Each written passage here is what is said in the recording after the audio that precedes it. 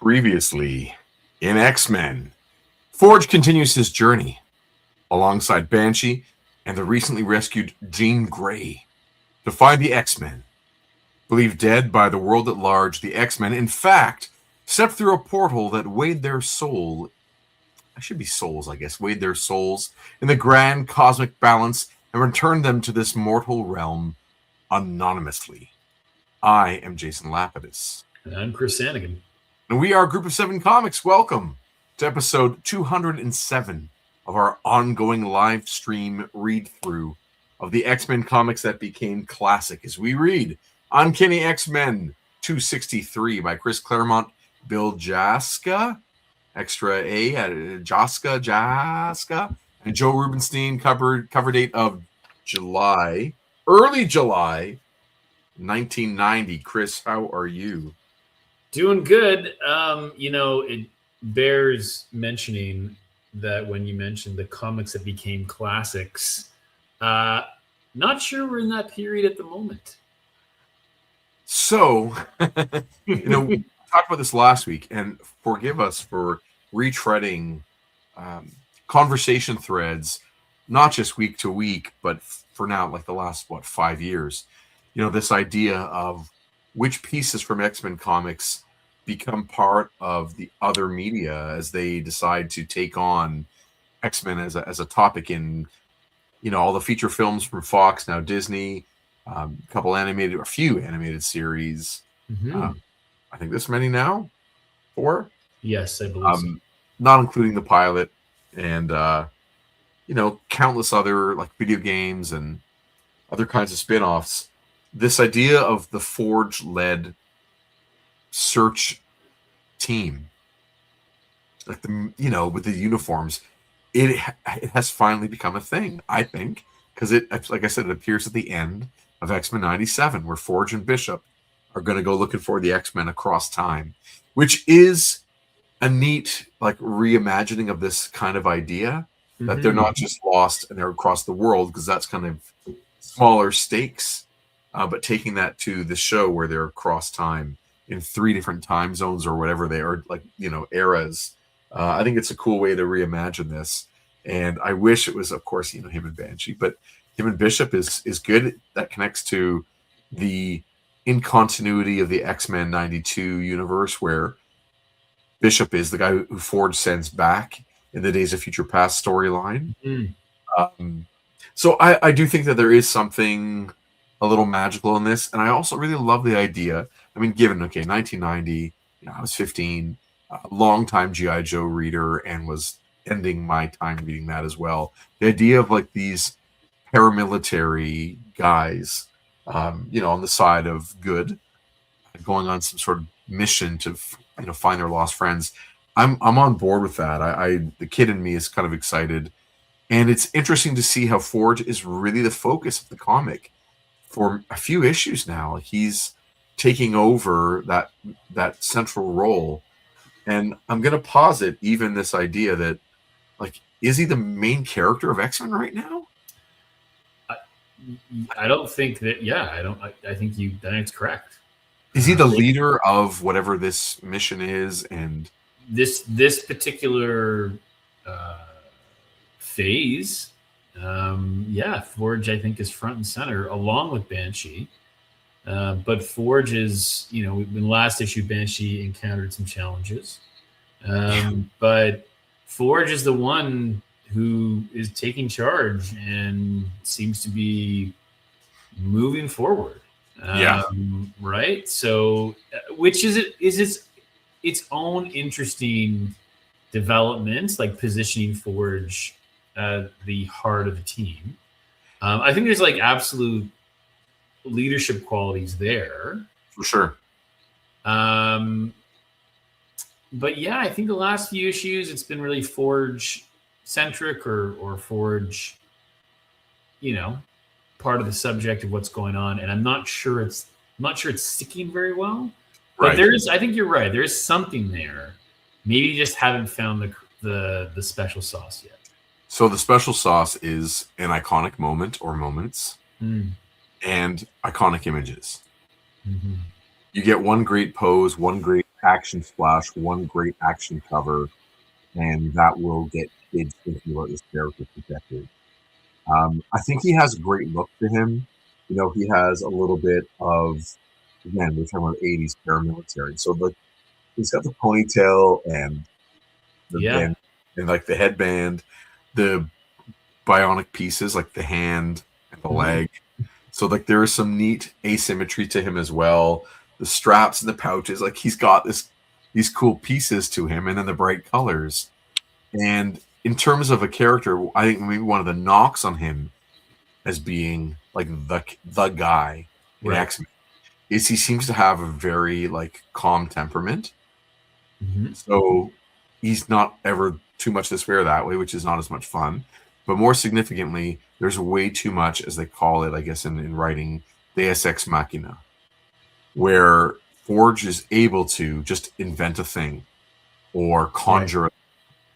And there aren't a lot of rules for what he can do. Now, you can fight back easily and say, yeah, but Doctor Strange is like the lead of his series, and that's only Deus Ex Machina. Like, it's constantly like, what new thing?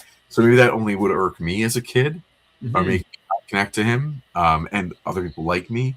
But there are some cool pieces to this character that I think could make him like a more central. But I do think he just needs those moments. He needs an Arthur Adams cover. Right. There's a good, like let's keep that Deus Ex Machina in mind, because there is a the way this comic ends leans into that and kind of wraps things up in a way that, because Forge is Forge, you're kind of okay, I guess. Yeah, and that's a little bit maybe to do with the Marvel method or Claremont's method. Like maybe there wasn't the room on the pages he needed to explain a certain thing, or they ran out of time to kind of draw a certain thing, so it just happens in a conversation. But that might be one of the downsides of like this era of comics, meaning superhero comics, I guess. Right. Hey, I'm looking at this thumbnail I've got there. Yeah. And this is, of course, the digital version of the cover. And it's so interesting how gross the color is by comparison. So we've talked before about the advantage of a show like ours, which is showing the scans of the printed comic. We're not showing the digital comic as you'd get it on a Marvel app or some comic reading app. We're showing the scans that came on a DVD-ROM 100 years ago in the old times. So if we look at Forge's, let's just pick his shoulders and his traps, his trapezius. It goes from that really amazing, like harsh purpley magenta into like that gray purple. And there's literally a line to separate those things. Yes. See what I'm talking about? And then on to his flesh tone. In the comic book, I'm going to go full screen here. Forgive me, everybody. You can see it's just a fade. Right. It's subtle. Even that purple gray is like not so far off from a reasonable dark shadow on a skin tone. Like it's all very, very subtle. And they should never do that ever again. Like I don't understand how a person on the payroll does a job where they just take so little care in translating something. It's like choosing the wrong words when you go between languages, right? Or the wrong punctuation or something like that. It's so drastically different to look at. One is on the beautiful side, and one is like, that's ugly what they've done there. So definitely inelegant. So I don't know. Just you got to read them in print. You cannot trust that Marvel's going to put them when they redigitize, or I don't know, whatever the process they go through is when they do the new color versions of these things. You can't trust they do a good job. So case in point. And it's like every month there's another problem with this kind of thing when we do these comparisons. Hey, anything going on in X-Men news in your world? I'm trying to think. I don't think so. I mean, I certainly mentioned the show. So I was at a workshop in my local library on the weekend, delivering a workshop on writing comics. That was what kind of comics? Our comics, pretty much. Oh, Tell me Yeah. about this workshop, then we'll talk about our comics for a Sure. second. Put on by a local writing group. Opportunity to talk about what we've learned, certainly, over the last decade of making comics together and kind of starting from scratch, starting from point zero and learning as we go. Share that journey a little bit. Decent turnout and some good conversation and chat a little bit about X-Men. It was nice. Were they all young people or No, a range? a range. I'd say it probably started, folks in maybe there was a couple of late high school into adulthood. So That's nice. it was nice. Any creative people who have said like, hey, here's the thing I'm working on? Like, a couple of them. Yeah, absolutely. We chatted about their projects. Great. So it's always great to see making happen and creativity happen. So I think, again, because we've kind of spent our time learning from others, it's nice to try and pass on some of that information. Hopefully it's relevant and helps people out. Definitely. And, information and I always think about like perspectives. And sometimes the same information looks different on different sides of an experience. Sure. The context shifts. So that's interesting. Yeah. So speaking of our comics. Yes. Group of Seven, Most Secret Tale, and Peregrine's Fights, Fiends, and Fisticuffs, available now at groupofsevencomics.ca, both in print and digital formats. Get them now. Now. Hogtown Jack is a character in the Ninja Verse's fight anthology. So it's a bunch of ninjas fighting people in different stories, and I got a character and a story in there about a guy named Hogtail, or they call him Hogtown Jack. You can hit me up on Instagram to get your copy of that. As well, we will be at Toronto Comic Con in a few weeks. It's coming up fast. That's coming up. Yeah. Yeah. So we'll be in the creator guest section. Come by, come say hello. Buy all my original art. Buy all of our books. Exactly. And most importantly, just come by and say hi. Yeah. And I'll talk about his original art. It's great. That's fun too. So I don't know what slide is next. Is it on topic? No, it's next week. No, so we gotta stop that.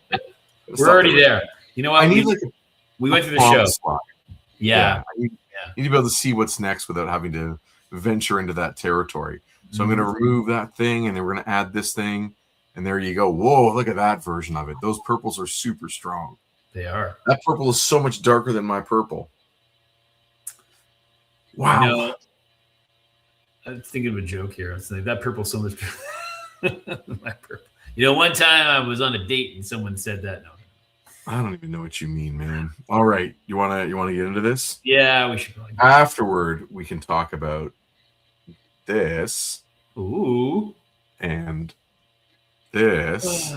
Nice. And the other ones also. What? They're in the box. I haven't taken them out. Oh, you haven't taken them out? Okay. There's other things here. There's so much. Yeah. There's G.I. Joes. There's so much. There's so much.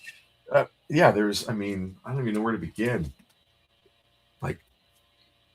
Ooh. I drew that. Okay, there you go. Cool. You'll dive into sketch covers. There's so much to talk about. All right, but before we do that, let's do this. Yes. All right. Agony of Forge. We did not talk about which characters we were going to read. No, I'm usually Forge. We'll make. Yeah, you're Forge. Yeah. Now, okay, I'm throwing out an idea. It feels to me like if you want to go to that opening splash, which I think is beautiful. Turn the page? Sure. Unless you want to talk about the cover some more. Man, we're good. I want to just talk about Wrath of the Black Manta for like the rest of the night. Today I actually was tracking the history of ninjas in Western pop culture. Oh, really? First reference. Let's just go back to 1967. James Bond, You Only Live Twice. They're not called ninja, and they're not dressed as ninja. They're just dressed as commandos. But I was watching a movie, but they were alluding to them being ninja. I was watching a movie today with James Caan and the recently passed Robert Duvall. You watching The Godfather? Fair. No, I was watching a movie from 1975 called The Killer Elite. Okay. Now, you might know that movie given your predilection for Mhm. Jason Statham movies. Okay. Because there's a movie called Killer Elite, Jason Statham. Okay. Strangely cast Robert De Niro, speaking of The Godfather, Yeah. and Clive Owen. And it was based on this movie that I'm referring to, but in it, Okay. 1975, full-on ninjas, even called ninja. Oh. And so I went down the rabbit hole of figuring out, like, what are these things showing up in North America and pop culture? And it really, that is an incredibly early reference to them. But back to this. Um, it, how many characters have received the opportunity to be the narration voice in X-Men comics that we've read so far, other than the omniscient narrator and Mhm. Wolverine? Wolverine. Anyone else? There's got to be other examples. I think there might be like here or there, Yeah. maybe for a couple pages or something where, Sure. Like Storm, perhaps. or Jubilee, you know. Yeah.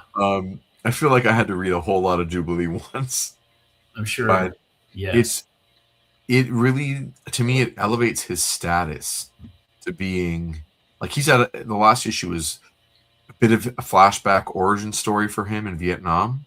Yeah. Have you ever heard Tracy Morgan do his shtick about being a veteran from Vietnam? Have you ever heard him do that? They're going to say, have you ever heard Tracy Morgan do Forge? Oh, Tracy Morgan used to go on like morning talk shows, like in Yeah. local cable, Yeah. and he sat in a way that like hid the bottom half of his leg, Okay. and he kept talking about it getting blowed off in Vietnam. But he would say he'd put like Vietnam, like he would say it in this really animated, like strangely emphasized. Right. It was so funny. He is just, to hear him just go is Yeah. insane. Anyway, enough of the tangents. So Forge, yes, we had these like origin side stories of him on missions in Vietnam and his early days in joining the army and such. And so he is like the central character in this. And from a writing point of view, it seems like maybe there needs to be a real, I don't know if there is like, I guess the theme is in both missions, he's trying to rescue his teammates or like guide his teammates back. Yeah. Yeah. Yeah. Yeah. I mean, okay. I guess it's close enough. And he's talking about the team that didn't get away, and he is trying to ensure that doesn't happen again. Right. He's reliving to an extent. Yes. Yes. Do you remember in that storyline where the X-Men do finally sacrifice themselves in what was called the Fall of the Mutants? Forge talks about like taking the souls of those soldiers and using them that's like what magic. he wouldn't. That's right. He did it without their permission, and he kind of did it. It was a mistake, but he wanted to like bring them back to life. Yeah. Or something like that. So he was reliving that in the Fall of the Mutants storyline. Right. And it's important that we bring it up because it, it comes back. It does, yeah. That's sort of what you kind of need to know, that that's sort of his baggage that he carries, the trauma he carries. That's right. Which makes him a more interesting character. For sure. Right? That he carries trauma about, a previous combat situation in which he was looked upon to lead people to safety, and he didn't do it. Yes. Yeah. I also can't shake that idea that there should have been like a Forge Limited series or a... Right. We need another name for it. Like, you can't do Exterminators, you can't do Fallen Angels. Like, those are two that were done. Yeah. But there needs to be an X-Men spin-off series of like the journey that Forge and his compatriots go on to discover the X-Men. I don't think, given how many X titles there are at this point in 1990, I don't think that this storyline is the flagship story. Okay. Um, You think there's something more important happening in the X-verse on different titles?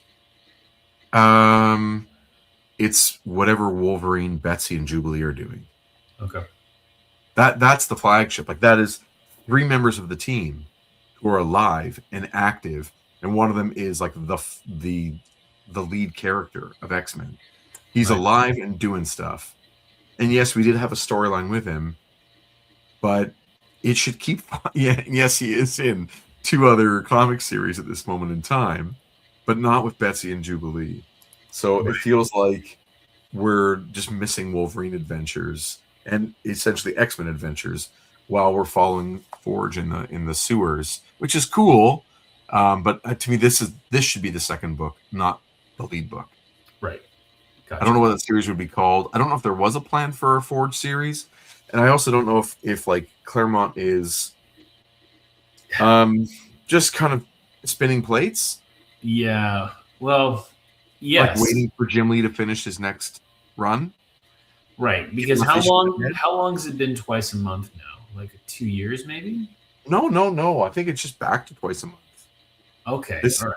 This issue says now on sale twice a month. I think they used to just do it for summers. Okay. Because we often find or have commented or remarked that the twice a month production schedule, maybe one of the 2 will be like a primary storyline and there's a secondary storyline. Yes. Right? Yeah. Yeah, maybe. Now, do you know, speaking of Forge as a character, has there been, even, in the past, since between now and 1990, has there been a Forge comic miniseries, or has he always just been part of the team? How dare you? How dare you expose my ignorance? Of I do not know, but I'm typing it in right now. Right. Yeah, I don't know. I haven't been keeping up on. No. I didn't think it would like come to mind immediately. I just didn't know if, Yeah.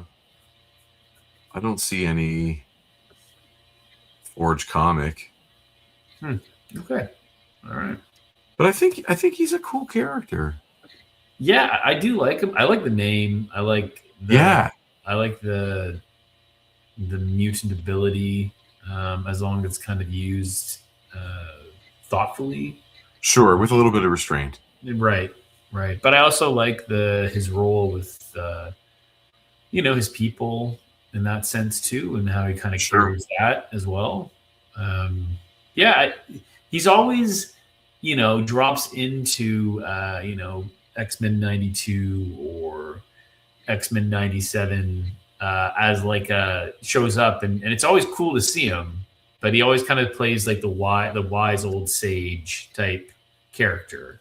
Yeah. And then he kind of goes away. But with the bionics, he always looks really cool too. And he's kept in this uniform. Like this becomes his look, right? The suit. Yeah. Which is cool. He's like loyal to the X-Men long term. Right. Yeah.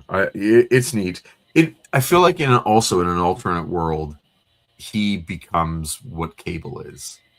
In that he becomes the gun-toting leader of the New Mutants as they rebrand into X-Force. Mm-hmm. He's the older mentor for the younger mutants. Like, and it comes out of this. Like, he's going finding the team, and then when he gets back to Muriel, like, he gathers the next group of mutants and trains them. And, like, it feels like that could have been a parallel route. Yeah, and it feels like based on his experience and his age and like his own journey that he is, and he is a great mentor. He wears that mentor role easily, right? So yeah, I think that would be a great kind of development. Yeah. All right. Let's do this. Stanley presents The Lower Depths. Here we go. Long time gone, I told myself I was done fighting. Had my belly full of war. Too many ghosts on my conscience already. I wanted no more. So what am I doing here? In a Manhattan sewer? A mile beneath open sky, loaded for bear. And why do I feel like I've come home? Okay, this is I really really like this splash for a few reasons. I Okay. like the way that things are rendered, like the details that are being added, Mm-hmm. the little feathering. I think the inking looks really good. I don't know Bill Jaska's work. I know that he worked on Teen Titans, Okay. after this, and I really don't see a lot of his comics. I don't come across his name very often, but this particular opening I think is super strong. I like the incorporation of the name of the story into the landscape. Mm-hmm. Like that's a Will Eisner thing to do, and the Right. credits as well are Right. incorporated into the sort of the side of that little ledge there, that step. Mm-hmm. I think that looks really, really good. I find it just aesthetically, it's beautiful. I like Yeah. the subdued colors. Yeah. Everything about it, I think looks really strong. Yeah. The sewer looks great. It doesn't seem too pipey or overwhelming. Just seems the right, appropriate amount of sewer. And the lighting's great. That's Um, also how I describe you, by the way. just the right amount of sewer. The right, appropriate amount of sewer. Yeah, that's Just your breath. that's my sign off at work. I put my name and then like an email signature, just the right appropriate amount of sewer. Sewer. Yeah, Um, it yeah. reminds me a little bit of, if anyone out there knows the artwork of Paul Gulacy, or Gulacy, however you want to pronounce. Some of the way that, like the underface, the under light of him and the way his nose points, it just reminds me of Paul Gulacy a little bit. But Mhm. yeah, it looks really neat. Mhm. Very cool.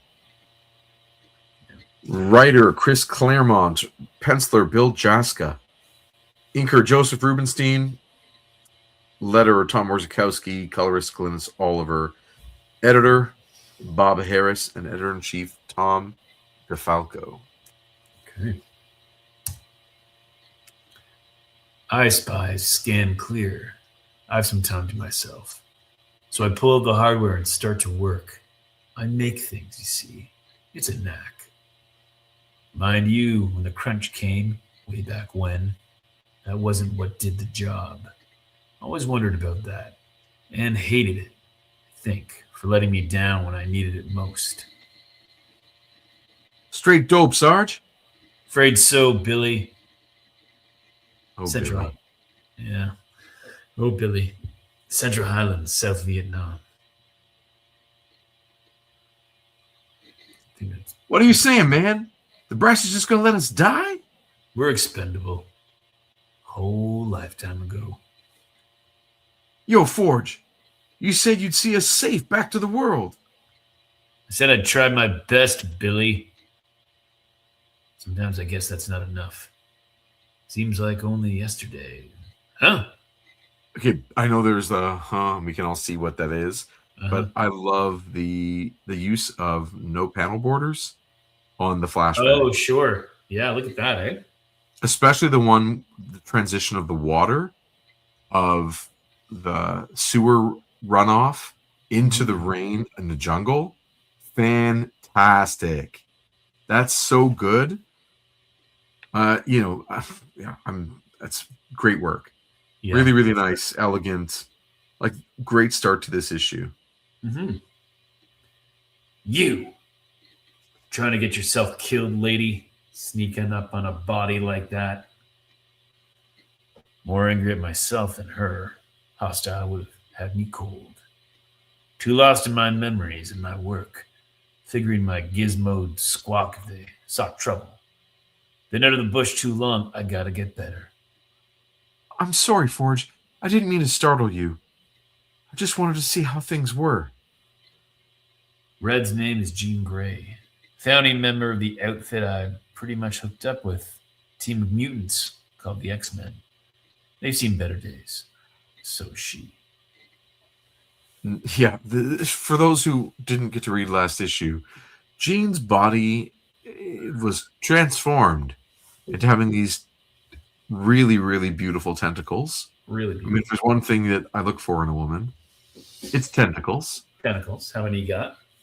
And how slimy are they? How veiny? Ugh, ugh. And there's another character, of course, Banshee, was there too, and we'll see what he's up to. She's using the smaller ones to do like a braid in her hair. Braid, that's actually kind of funny. It's great, and I bet you that's not in the writing. No, I agree. These are choices that Bill Jaska makes that translate really, really well on the comic page. Mm-hmm. Yeah, very cool. Pretty cool. Look at that ad. Woo! Look at that team. Well, yeah, that's strange art too. I mean, Iceman's on it, but still. Yes, it's almost, if that was Dazzler instead of Iceman, that would be the team in the pilot, as well as the video game. Yes, yeah. But Iceman has good video game powers too. He has solid video game. When I was a kid, definitely wanted to be Iceman. Well, you are pretty cool. Thanks, pal. And you definitely are, like, nowhere near as, like, I don't know. I'm just gonna make a joke. You're not as cool as Spider-Man because of the show. I don't know what I'm saying. Iceman was cool. I agree. Go on. Sorry. Surprised to find anyone superpowered left down here. I thought all the Morlocks had been evac to Muir Isle. So had we. This used to be a thriving community until the Marauders came to slaughter every mutant they found here. Did a brutally efficient job of it, too. Among the Morlocks and those of the X-Men and X-Factor who tried to help in the mutant massacre circa X-Men 211 Bob. I hoped that particular nightmare ended with the deaths of those murderers and their boss, Mr. Sinister.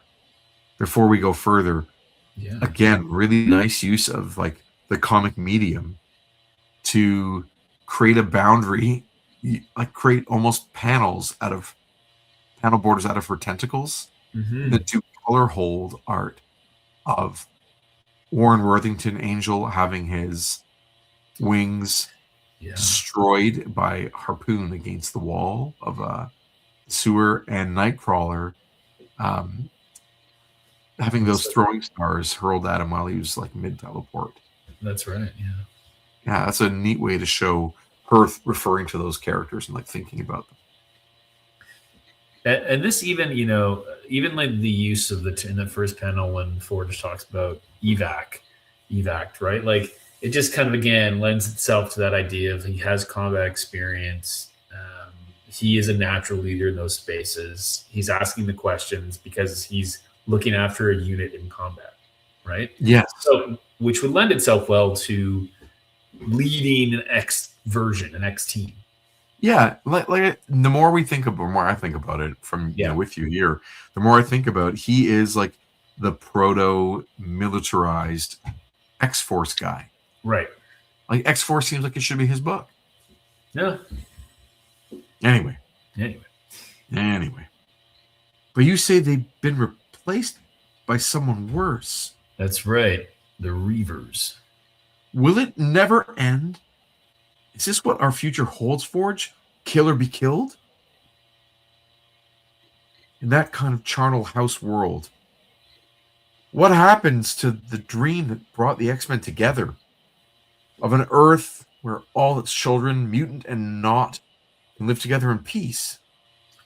Beats me, Red. I will say, though, there's at least well, not recently because Jean has been on the team. She's been with X-Factor. But when she was on the team, I guess she's been on. Whenever she appears, let's say that she often will drop a line of "Will it never end?" It's a very common thing for Jean to say. I also this is essentially a Talking Heads page, right? But Jaska doesn't do that. He has her in motion.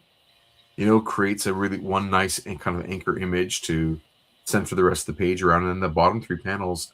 She's in movement, and so is Forge. They're doing things. Mm-hmm. I'm not sure what the commitment is to the color of the X in the middle of their belt, though. Is it yellow or is it red? Does it matter? I don't know. Right, yeah. These details always matter to me. I do think they need, just from a design point of view, the suits do need another red element. So Jean has her hair, that's her red. Forge has his headband, that's his red. Is but it red, yeah. really helps tie the whole room together, if you get what I'm saying. Totally. In the whole of human history, Homo sapiens hasn't even managed that one for itself. Why change for us? I have eye spies charting the tunnels, scoping the best route to the surface. Little luck, we'll be off Morlock turf before they're any the wiser. Don't look too thrilled by that, Red. Should I be? What? You think your life is ruined because of how you look? Sometimes being different has nothing to do with being a mutant. I have a leg, just like this hand, with scars to match. And trust me on this, lady, you really don't want to see me at the beach, stripped down to my shorts. Neither does anyone else. But you learn to live with it. Okay, steady arms, you got tentacles. What about your telepathic power? That still work? In a matter of oh, the part of my mind that controls my TK also manipulates my, either or proposition. One works, the other doesn't. Only the mass of limbs is too great and unwieldy. If they go limp, I'm pretty much stuck. Still, they do seem to possess extraordinary strength and dexterity. Couldn't be a worse trade-off. Well, I spies found something.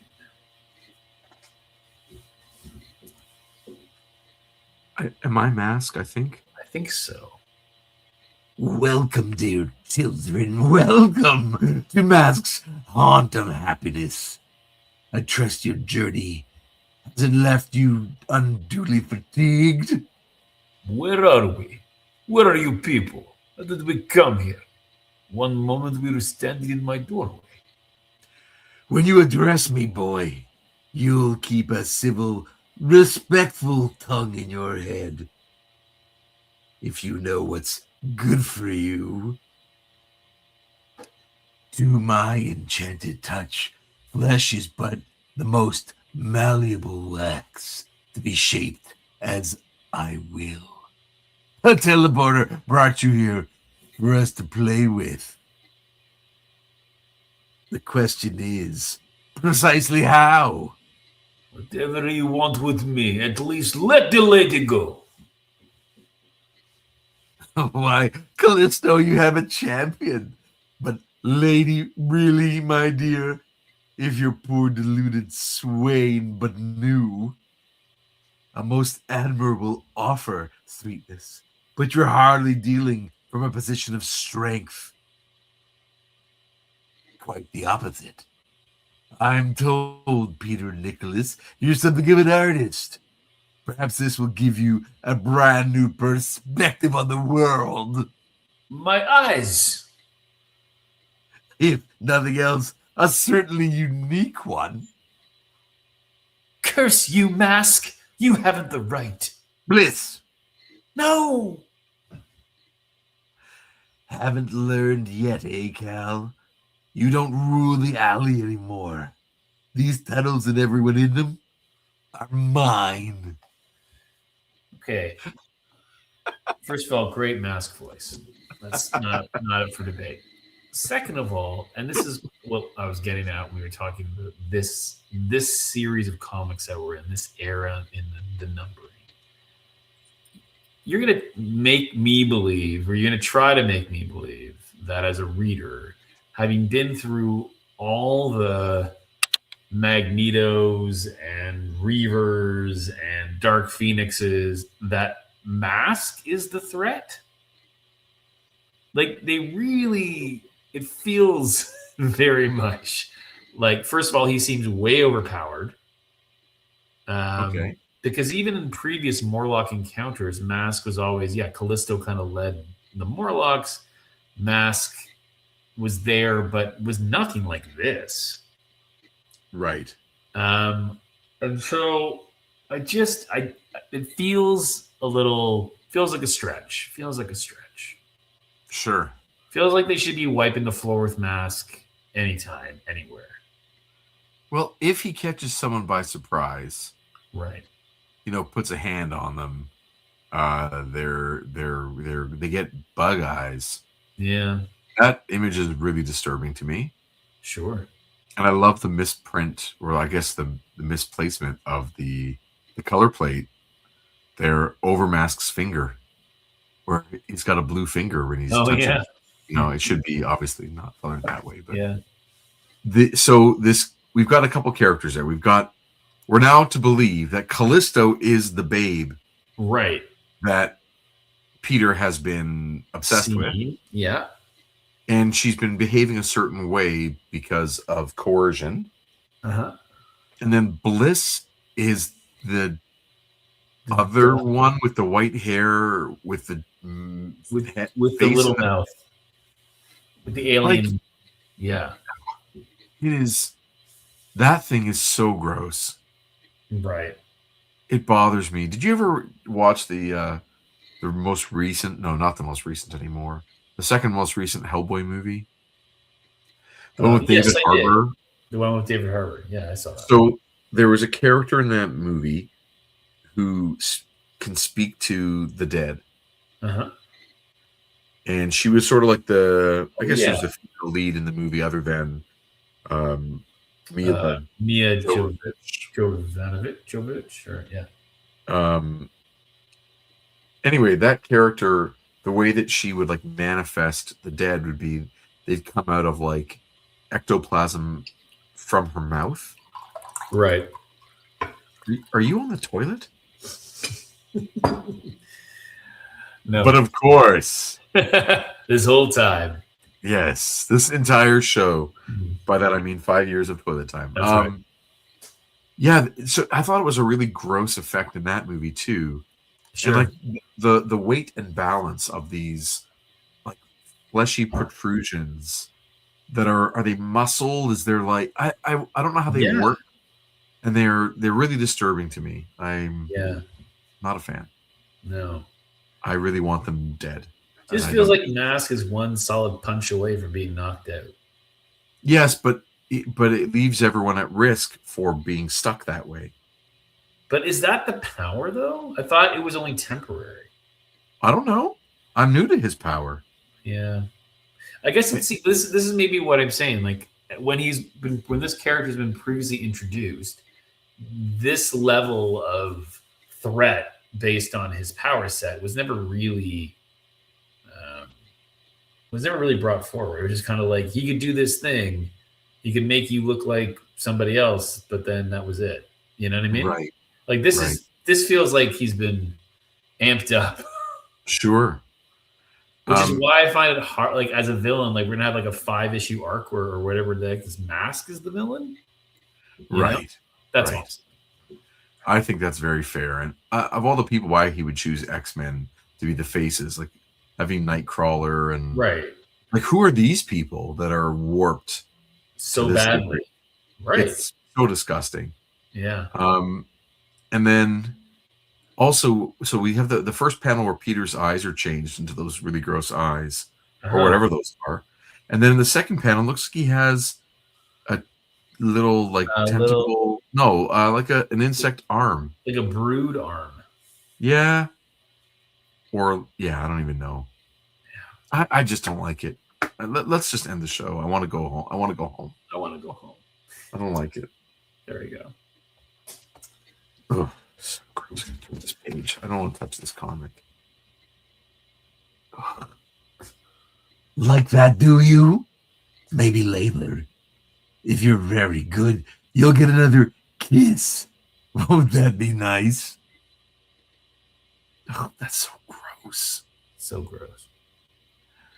But what makes this boy so special that you have to keep returning to him like a moth to the flame?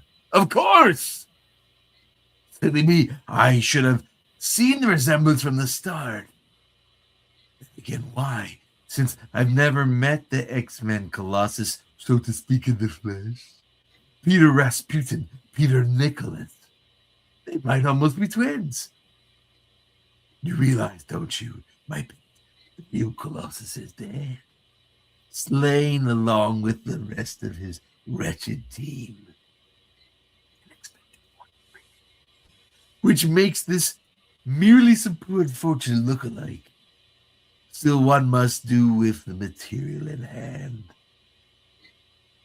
And if this illusion makes you happy, Cal, because as you know, I want nothing more than to see you happy, it seems only right and proper that your proud young Lochinvar look the part. What does that mean?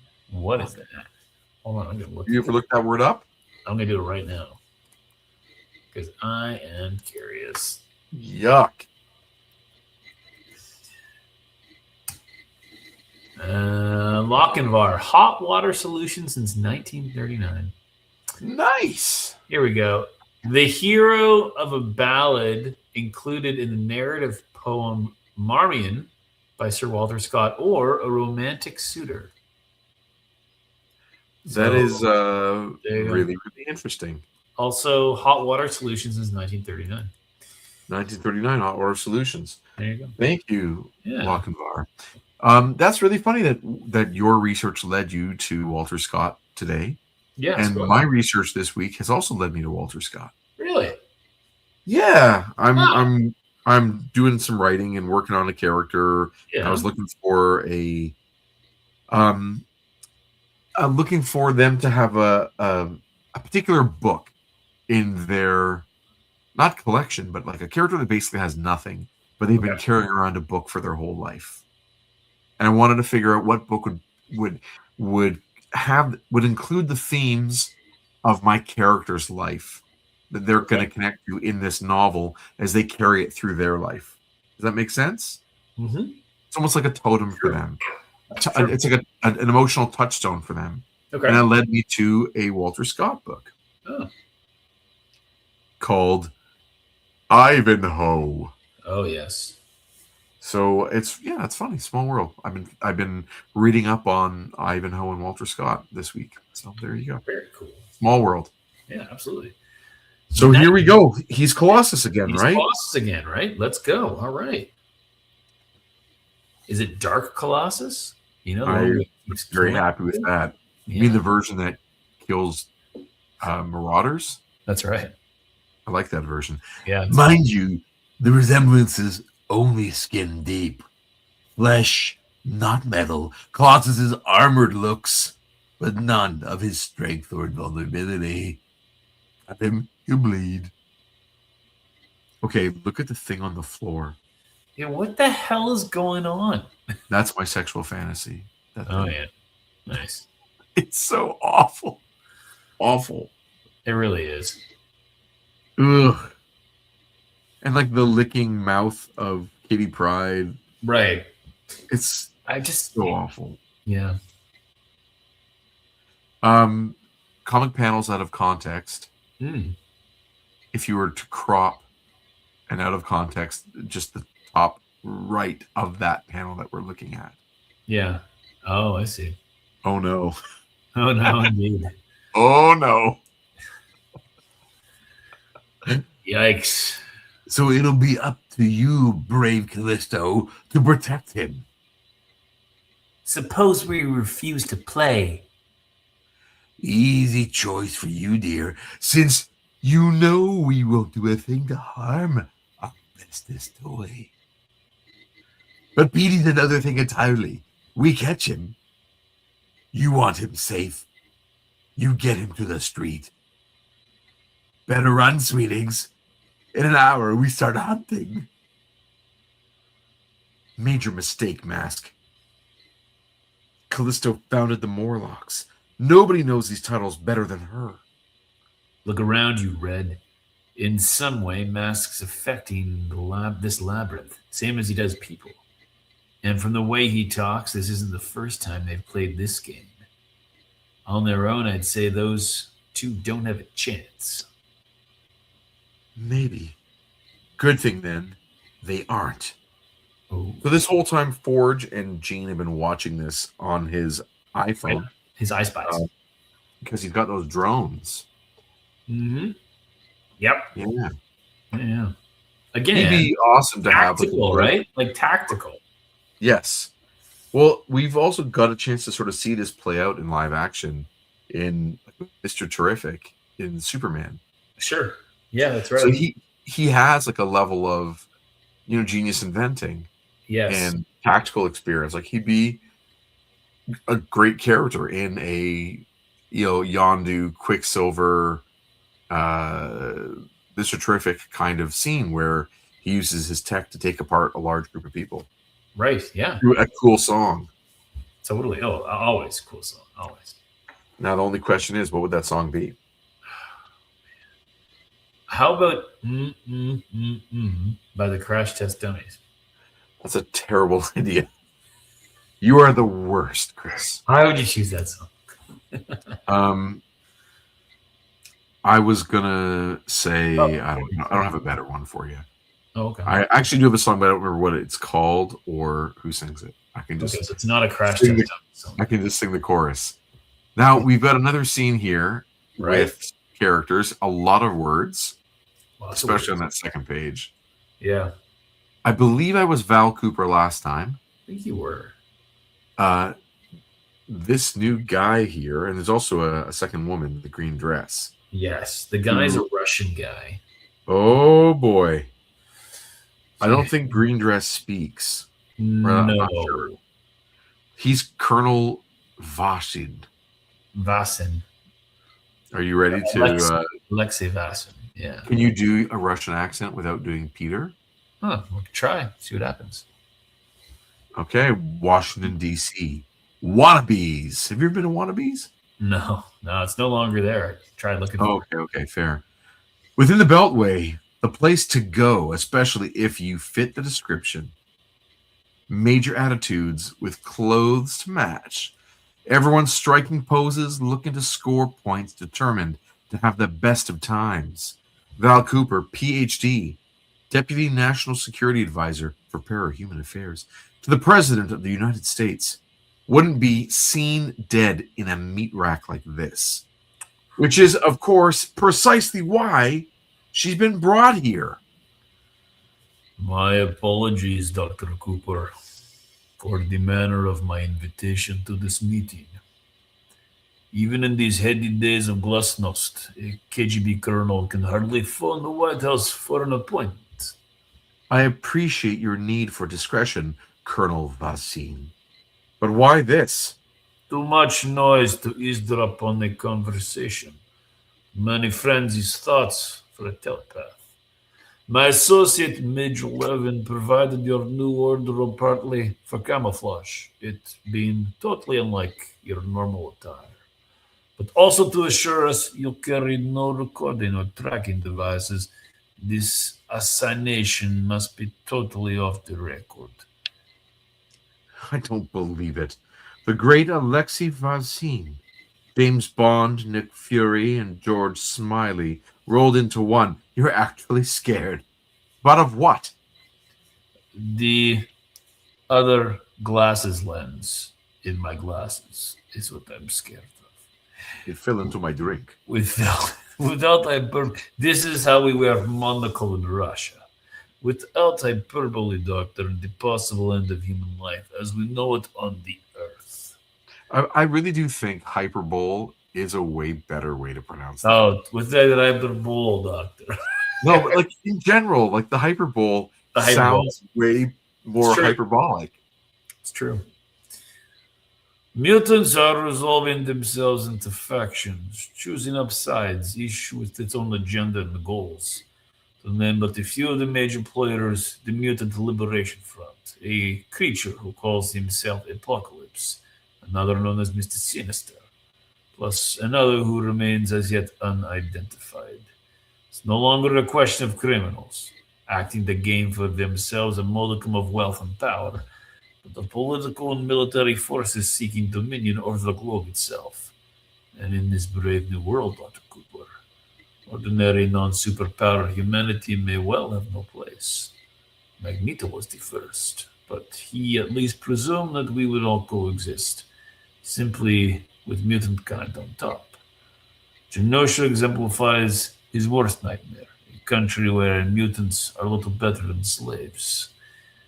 But who else give it power and influence far out of proportion to its size? Please, Colonel, do you really believe that island to be a match for the Avengers or Freedom Force or your own Soviet super beings? To be honest, I'd rather not find out. Have you considered the consequences of open warfare between such teams? Imagine Beirut on a global scale. Imagine a comparative handful of people having the same effect on the biosphere as a full-fledged strategic nuclear exchange. Imagine the Death Doctor, devastation. In the past, the superheroes somehow enforced a code of conduct that prevented things from getting out of hand. But that old order is breaking down. Not so long ago, many of the world's supervillains united in a concerted, coordinated assault on the heroes. It was repulsed this time. I fear this is a new game, Dr. Cooper, with no rules at all. And no matter which faction wins, we, Homo sapiens, will lose. Okay, super hard 2 pages to draw in that there is nothing happening, like no movement. Right. But again, Jaska has to find a way to like change up the angles, change the perspectives, and then man oh man, leave tons of space for Claremont. So there's nothing in this page, there's no background. Right? Their only setting is the chair in the top on page 15 as it's labeled there. Just the seat cushion that they're on in the foreground. Mm-hmm. And then everything else is just the random lights. So really, really tough to do this well. And like, man, Claremont just bombards us with so much text. This should be like 4 pages, but it doesn't in 2. But it's it's well written in that respect. Yeah, and like, I mean, does this character kind of come out of nowhere for our purposes? Yes. I mean, we've had lots of Valerie Cooper with Freedom Force, but now there's a Russian super spy wearing a strange set of glasses. Yeah. Well, we've seen this in some movies and stuff. I think there's been, a Eastern Bloc character with a glass lens. That's the Nick Fury of it, right? Yeah, I guess so. Now, is the woman in the green dress? Obviously, she's a little too cold for the room that she's in. I'm surprised I got past the comic code, but she's got a gun in her purse. Is that Major Levin? Like, is that the woman is this the person who escorts her to him, or is that her body? My associate, Major Levin provided. Yeah, we provided your new wardrobe, so you'd think maybe a woman picking out a wardrobe for another woman, possibly, right? Yeah, I wonder if that's Levin taking her. My first thought when I was reading this was like, oh, that's Mystique. Like Mystique is right. Not saying a word. That's just her, her muscle. Mystique, yeah, totally. Yeah, and it still might be, but I wasn't sure if that's supposed to be Major Levin or if that's. Mm-hmm. If I was Val Cooper, I would make sure that Major Levin doesn't like that woman. If that is Major Levin, I would make sure that, or supposed to be, I would make sure that it was Mystique instead. Right. But anyway, one way or the other. Let's find out more. There you go. Oh, we don't. We go to back to the story. Here. And again, beautiful no panel borders. Mm-hmm. Dude, I'm inspired by this. Well, and you can tell it's like a flashback, right? Because of the lack of borders. And then the monochrome, too. Mm-hmm. The main tunnel of this complex, they call it the Alley, is buried a mile deep and runs the length of Manhattan.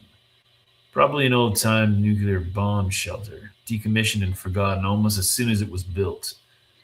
In this warm, damp darkness, change the stone to jungle, and I could easily believe this to be another place altogether. Anyone see a flick called The 300 Spartans? Well, bros, that's us. It's got Gerald Butler in it, and the men wear no shirts, and they're all ripped.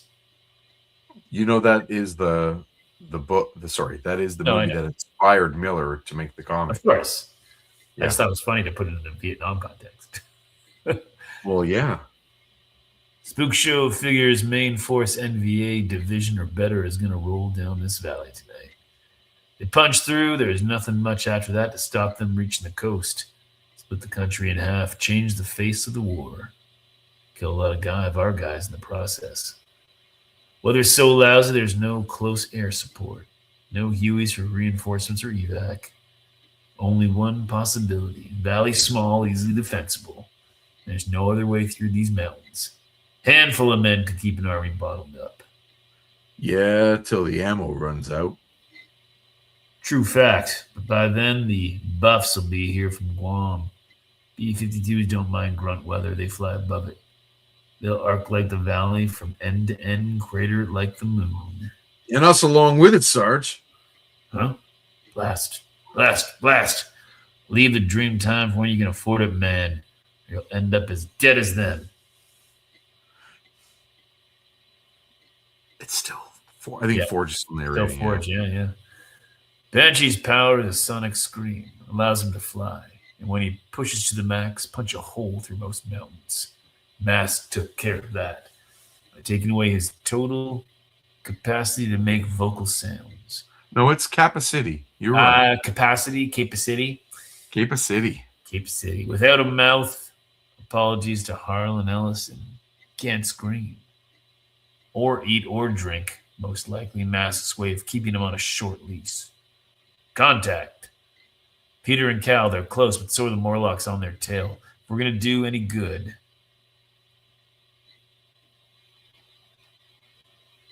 Is that Gene first, or...? Nope. No, if we're going to do any good, he says... we got to roll. But I don't want to split us up. If you're worried about my ability to keep pace, Forge, you needn't bother. This is incredible. I just think of what I want to do and my... Well, they respond instinctively, same as normal arms and legs would. She still has trouble accepting the tentacles.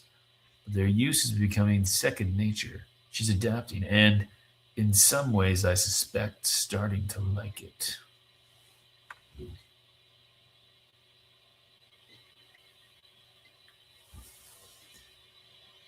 Another aspect of Mask's metamorphoses that no matter what he does to you, it becomes the norm.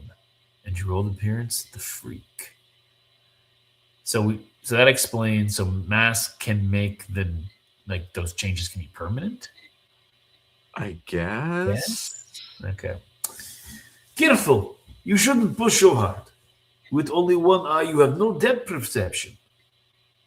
Time was I saw better with one than most did with both. Trust me, that isn't the problem. Callisto, something about your voice. It's different. No.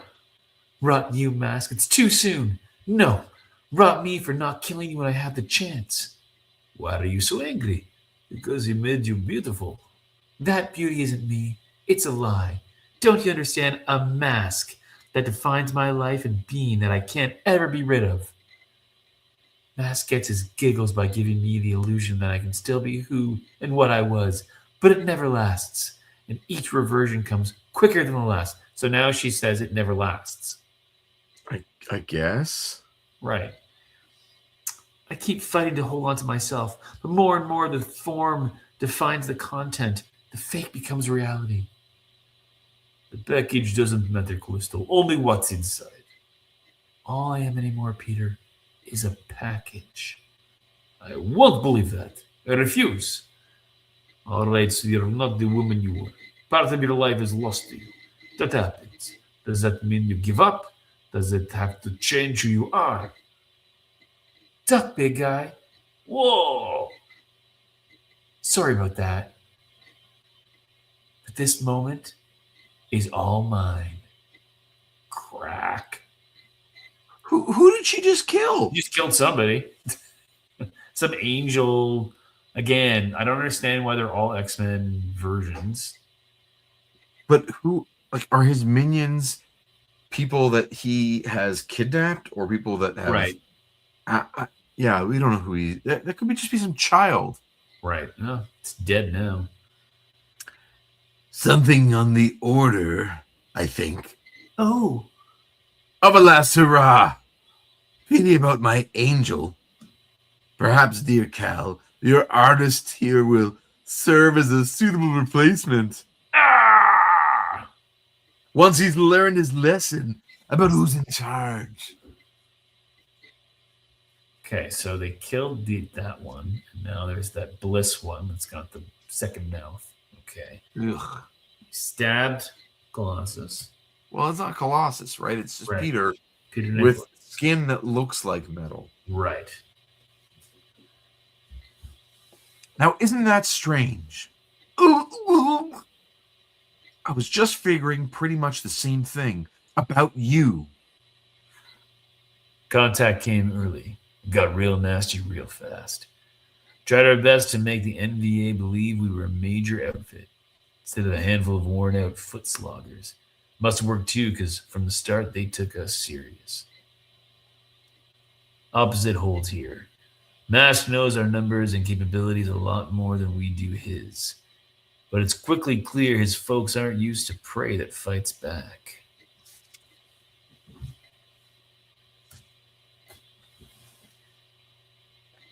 We did all Saigon asked and more. Most of us were even still alive. When 0 hour came for the Arclight, figured we'd make our break when the bombs started falling. But the buffs were late. We paid the price.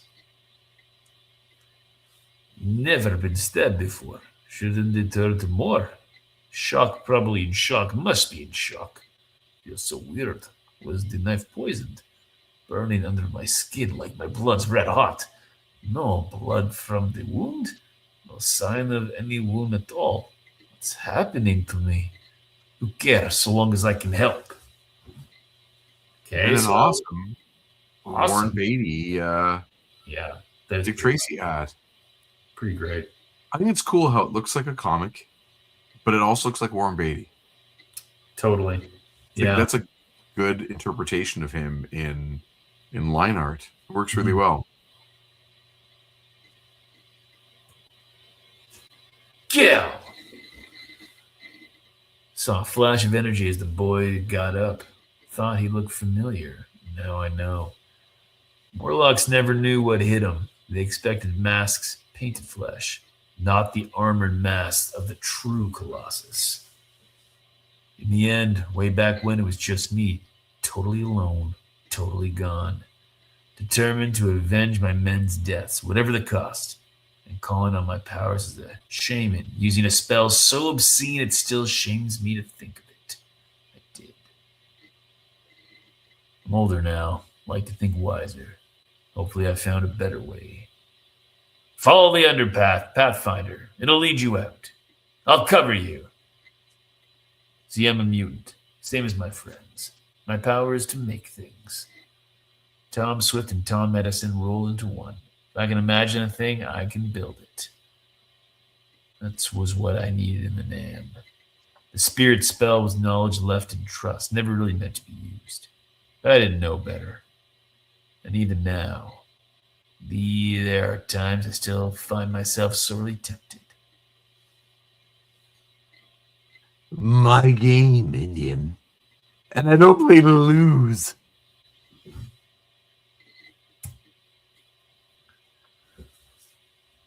Bliss got 'em all, even Peter. Now it's my turn. One of the advantages of a bionic hand, though, her bite has no effect. Me neither, Morlock. One pulpy metal hand won't protect you from my touch, X-Man. True. But then again, mine isn't the hand to worry about. Dark Colossus. Yeah, it's gonna kill more people in the tunnels. Slam this guy. Holy smokes. Quick on the uptake. I'll give him that. Knew right from the first where he'd gone wrong. I'm all the hope you have. Kill me and there's nothing. Sometimes nothing's preferable. Brave talk.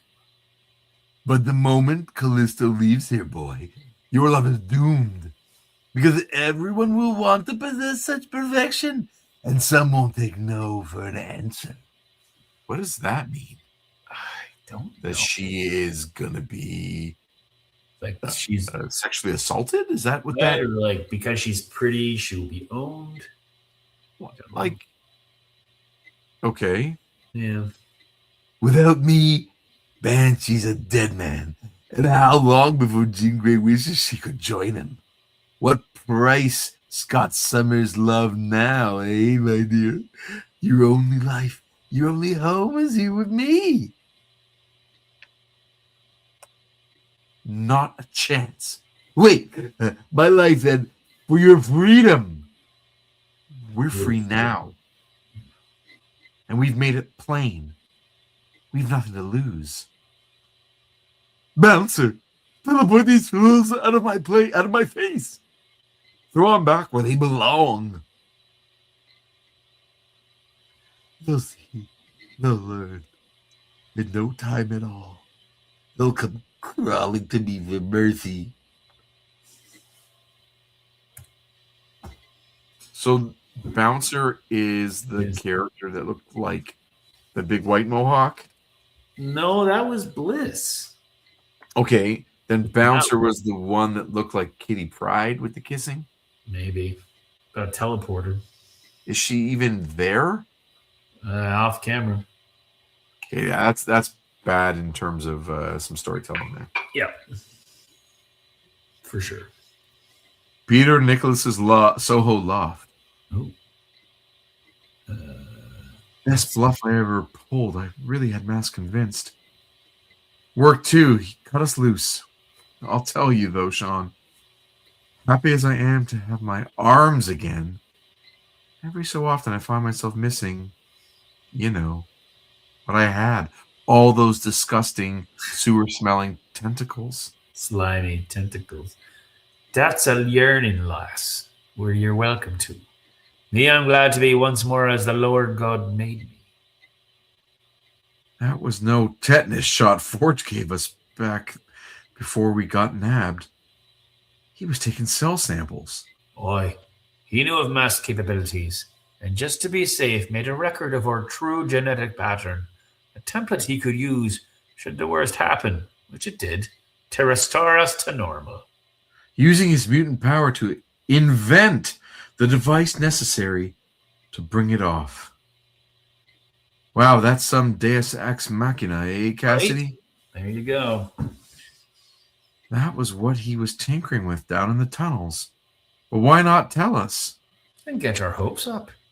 Not the slightest guarantee of success, save his faith in his own abilities. I see your point. That covers us, but what about Peter?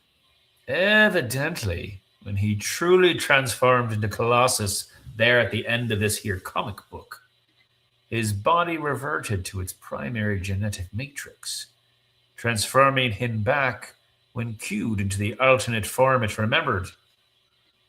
The body remembers, not Peter himself. Doesn't seem so. No recognition of us or memories of his life with the X-Men. And I'll tell you straight, Gene, I'm wondering if that's so bad a thing. Or would the crime be dragging him back to this murderous madcap life of ours? I wish I knew. Have you seen Forge about? On the roof. Said he had to say some goodbyes. I got him out, bros. This time, this outfit, I kept my word. I didn't break faith. Alive and safe and whole, I brought my people home.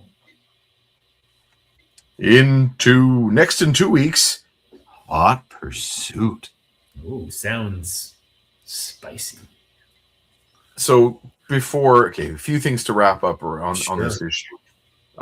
We've also spoken before about the Vietnam of it all, the Vietnam War, and the lasting cultural impact in pulp culture, right. That lasting shadow of the Vietnam War over North American pop culture. For us, Gen Xers and whatever else comes after that, from the 70s into the 80s, it was really prevalent in my childhood, and the things that I was interested in. Like the Vietnam War was everywhere. On Mm. all the shows I watched, they were, a lot of the action shows, they were Vietnam survivors or war veterans. So like the A Team, Magnum PI, Yep. GI Joe, those Sure. characters were. Did you watch? I think we've talked about this before. Did you watch? Jeez, Tour of Duty. I did. So it was like it felt like it was everywhere in the Yeah. 80s and 90s, and here it is, of course, in the X-Men as well. Punisher was a Vietnam vet.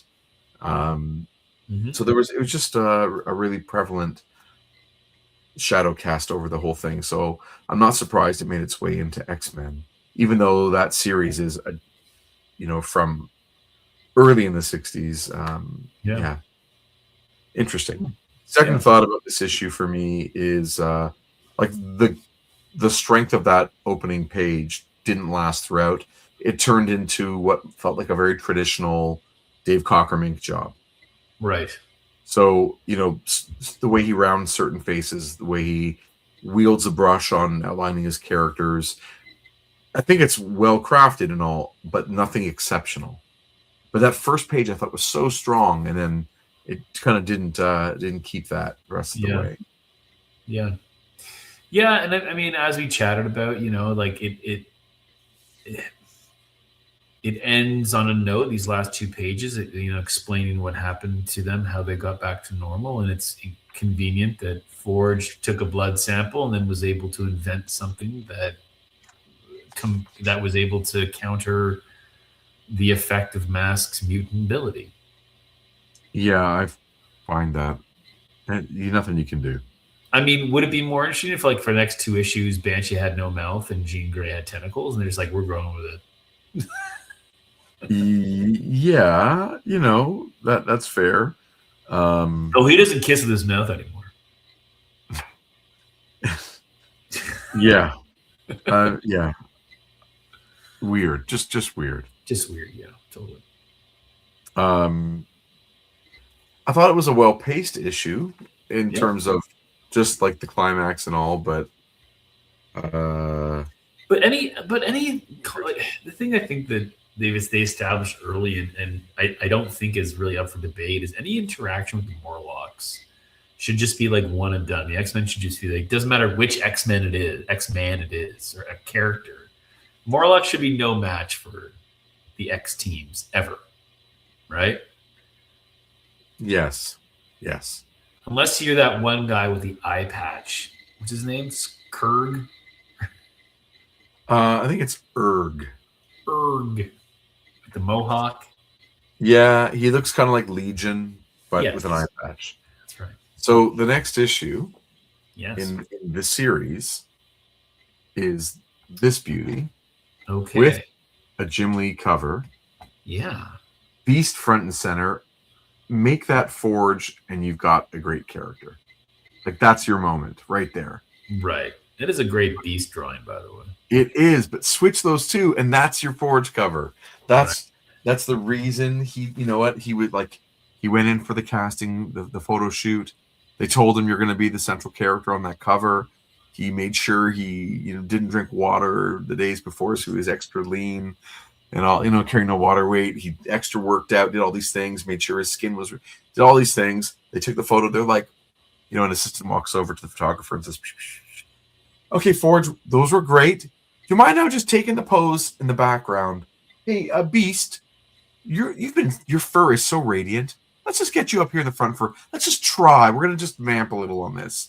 They take those images of Beast in the front and center, and Forge was promised. His agent was told he's going to be the main guy, and it just doesn't go that way. And ever since then, Beast's career went up, and Forge's sort of stayed. Well, that was his window. Here's an interesting thought. What if? Well, anything you say now is going to be more interesting than what I just said. Well, I mean, guaranteed. Okay, but do they inhabit similar spaces? They do, as like inventors. Scientists. X-Men 92. If Beast isn't there, is Forge there? And Forge is like, it'd be, I don't know, from a dynamic. I mean, and is it George Buza? He's the voice. He can also voice Forge. I'm cool with that.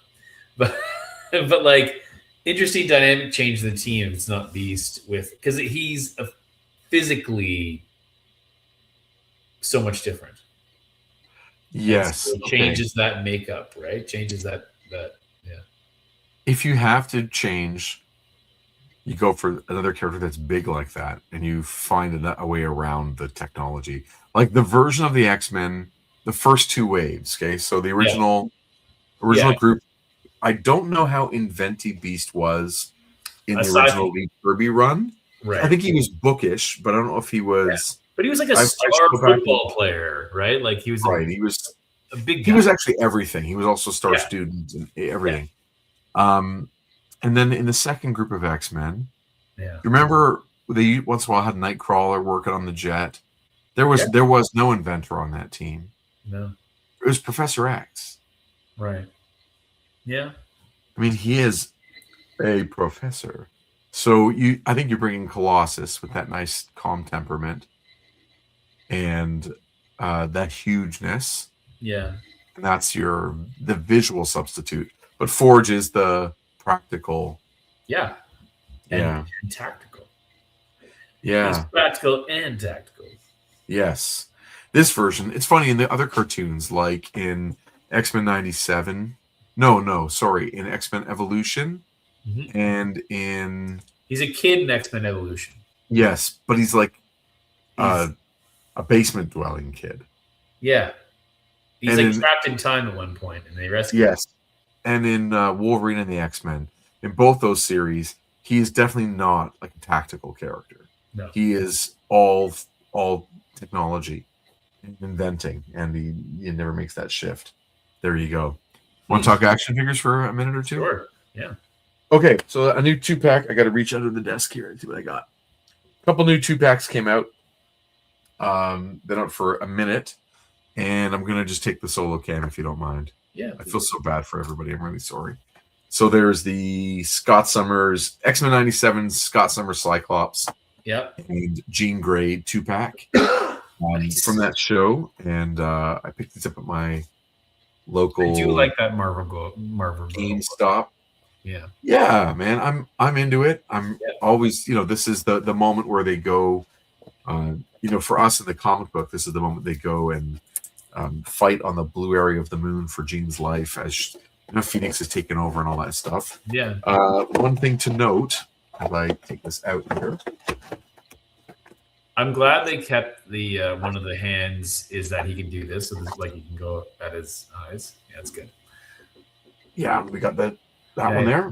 Yeah. We have a grippy hand. I think on the character out of the box is 2 fists. Yep. Note the Jean is green and gold, whereas Scott is yellow. Oh, okay. So your preference on that may vary. I think getting 2 Jean heads is great. Yep. The expressions don't seem different enough to me. Like right. The one on the figure seems neutral, and the other one is neutral with some teeth. You keep talking. My dog's barking to get outside. Hold on. We do get a second Cyclops head with the gridded teeth, and then you see his visor is missing. But that's where you can attach in blast effects, so you can take Cyclops to have his blast stuff going. And these are the same pieces that were included, I believe, with the X Factor version of this figure. So having X-Men 97, it's the second Cyclops that's here, and it is the second one in the series. Mm-hmm. The first one being just a regular Cyclops from X-Men 97. This, of course, can easily double as a comic book Cyclops if you care about stuff. I was going to say, like classic. The same body as all the other Cyclops that they've had out so far. People call this like the Vulcan buck. Yeah. Because Vulcan is the first figure to feature this.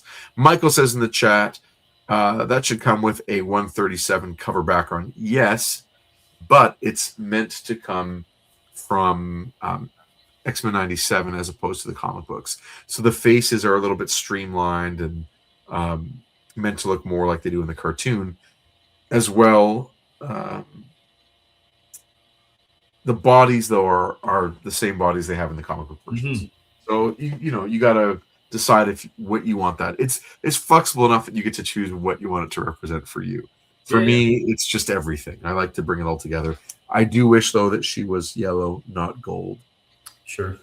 But so be it. I like the symmetry between the characters, like Yeah. when they match. And then what do we got here? The other 2-pack is the Wolverine. Here he is. Boom. He comes with yelling mouth. Yelling mouth. And then a second head. Unmasked. Oh, yeah. Snarling. Nice. He's snarling in there. So you don't get any kind of plain-faced Wolverine, which is okay because in the last 2 versions that came out from X-Men 97, he has an unmasked. Yeah, with like the hood, right? Down. Yeah. Yeah, the hood down, but he's got like a plain expression, and the version that came with the mask on, it's also plain faced. Mm-hmm. So this one you get an alternate expression, but it's I just stubbed my toe. It looks like he stubbed his toe. Yes, it's a different colored mask, so you can't swap the heads. This is like a more of an orange, or people call it tan, brown and tan. Neat to see. And then it comes with, of course, 2 more claws, or 2 hands with claws, and then Storm we get in her original Dave Cockrum outfit. Nice. 2 heads, 1 mouth closed, sort of neutral, 1 wind blowing and teeth out. Nice. And then the second prey comes with her cape in flowy or cloak or whatever you want to call that, and some lightning effects and fingers. Yeah. For lightning. So there's some fun for you people who like to pose these things and have some variety. And I think it's all well and good. I've got versions of all 4 of these in previously in X-Men. So much so that I now have like a couple Wolverines that are awfully close. So this is the Secret Wars Wolverine. Oh yeah. He has a grin on his face, a nice unique expression. And this is the new one. You can see the coloring is slightly different. Yeah. And size too. No. They're on the identical bodies. Just okay. This one, the Secret Wars one, matches the original Secret Wars action figure from 1984. So, like, that's essential for me. Like, I needed a modern version of that, and then this one will just become your regular brown and tan. Yeah. Whatever. So I'm happy to have that on a new body, but I don't have one with a plain face. And I like to just leave mine often posed in straight standing poses, like group shots. So, I mean, he's just going to be yelling a lot, and that's fine. That's okay. Yeah, there you go, man. Lots of X-Men figures. I love those things. Hey, I'm doing I'm doing 1 episode of a show without a name yet on Toying Around. Okay. Our friend Kevin has a channel called Toying Around where he does like action figure reviews and unboxings and stuff. And me and Nigel are doing an episode, just the 2 of us. Okay. That's all G.I. Joe. That's awesome. And it's going to be kind of Pardon the Interruption style. Okay. So I think we're going to have like a series of like topics, and we just go through them and disagree. I would definitely watch that one. We're doing 1 episode coming up some point in March, I think, maybe even on your anniversary. Is your anniversary Thursday night? Like Thursday the 19th? Yes. That should be. I know what I'm doing that night. I'm watching. Is it live? We're either doing it that night or the week before. I can't remember. Okay. I'll check my text chain. Nice. But it's one or the other, I think. Now that actually I say it out loud, I think it's the 12th. I think it's the week before. But yeah, Nigel and me talking G.I. Joe Classified and amazing. Sharing, seeing where our Venn diagrams of love overlap and where we're in different places. So it's kind of been looking forward to doing that for over a year. We've been talking about it. So that's something fun that's on its way. Totally. Yeah. As well, on this channel, next week, Annual 14. Okay. Good to know. Not the next issue. Not 264. It's 265 or 264. We're reading Annual 14. It's time. Now, we're going to read through this issue. Yes. Arthur Adams cover. Yes. Yes. It is like part 4 of 4. A 4 called Days of Future Present. I will share with everybody an overview and some selected scenes from parts 1 through 3, which Okay. are from Fantastic Four's annual, X Factor's annual, New Mutants annual, and then this. And forgive me if this is like your favorite thing of all time. I'm just going to look at it from 2026 50-year-old's perspective Right. without having a nostalgic attachment to the text. It is a bunch of gobbledygook, nonsense, unreadable, exactly what you would imagine of having a 4-part annual crossover that doesn't impact the ongoing series directly. Okay. With time travel and alternate versions, and it isn't great in any way, but we got to look at it, and there's some fun stuff in it. Yeah. But you can see just the consequences of where we're at in the series now. We've got Forge there above Jean Grey, That's right. and Cable's around, right? So he like the hyper version of kind of Forge. My joking thing from before. You got Banshee on the other side near Cannonball and Cyclops, and a female thing, which we'll talk about. Oh, okay. I'll introduce you to the female thing if you don't know her already. Warlock is there. Childstorm is there. So there is like the X-Men aren't back, basically, is what's Right. going on. But yeah, and we'll meet Ahab. Okay. Yeah, Ahab is a big deal. He's got some awesome RoboCop looking shoulder arm pieces. He is the hunter that uses the mutant hounds to go hunt mutants. Okay. He's like the master of all the hounds. Oh, okay. Yeah, crazy. But yeah, that's next week. It's a lot. It's gonna be. It's gonna be. I see that. Yeah. It's gonna be bonkers. It's gonna be bonkers. But it's funny how X-Men, as it kind of goes through its cycles. Now we're really our 15 years from Giant Size #1, right? Mm-hmm. How it starts to self-reference more and more. Yeah. You know, they're going back to that Byrne and Claremont run, or Claremont and Byrne run, and mining it for more stories and more like, let's see what we can get out of it. That, like, oh, we all love Days of Future Past. Let's go. Let's see what we can get out of it. Right. Yeah. Anyway, just saying. Interesting to me. Anything else you want to talk about? That's it for me. Okay, then. Yeah. That brings us to the end of another episode. If you're okay with that. Thanks to my good buddy, writer of Group of Seven, Almost Secret Tale, and Peregrines, Flights, Fiends, and Fisticuffs, Chris Sanigan. Thank you, Chris. Thanks, Jason. My pleasure, of course. You can find out more about our comics and upcoming appearances at groupofsevencomics.ca and follow at Group of Seven Comics on social media. Please click like on the video, subscribe to the channel, and share with us your take on this issue that we just read, Uncanny X-Men 263. That's the one. I think. Oh, you got it. Or any X-Men comics you can talk about in the chat, or the action figures, whatever you want. It's really okay. In the comment section below, go dig out your old back issues, trade paperbacks, essentials, omnibuses, DVD ROMs. Bootlegs, we won't tell anybody. Or hop on an app and read along with us next week on Previously in X-Men. Thank you, bubs. Stay Xy. I guess that's it, man. You don't have to say anything else. Guess so. Good night, all. Thank you for hanging out. Thanks, everyone.